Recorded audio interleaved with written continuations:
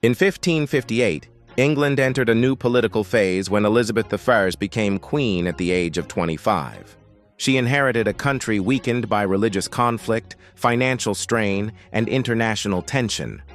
Her task was not expansion or conquest, but stability and survival. Elizabeth was the daughter of Henry VIII and Anne Boleyn. Under English law, her legitimacy had been disputed at different times, and her position on the throne was not universally accepted. Several rival claimants existed, and religious divisions threatened internal unity.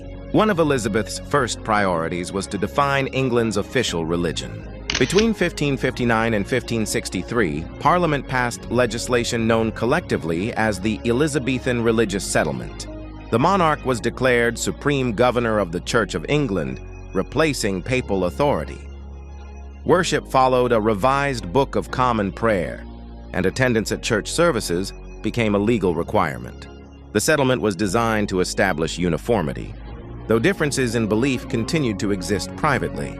Economically, England faced debt and inflation as a result of earlier wars and disrupted trade. The government reorganized royal finances, reduced some military expenses, and strengthened administrative offices. Coinage reforms attempted to address problems caused by earlier currency debasement.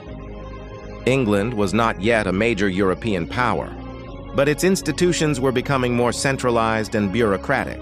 Foreign policy during the early years of Elizabeth's reign was shaped by caution. England avoided large-scale continental wars while monitoring developments in France and Spain, the two dominant Catholic powers of Europe. Diplomatic marriages were discussed with several foreign princes, but Elizabeth remained unmarried, which allowed her to retain political independence and control over foreign alliances. At home, security remained a major concern.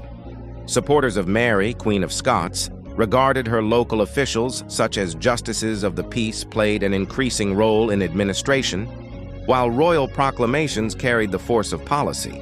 The government also oversaw the licensing of printing, as the spread of books and pamphlets made religious and political ideas easier to circulate. Socially, England in the 1560s experienced population growth, urban expansion, and economic inequality.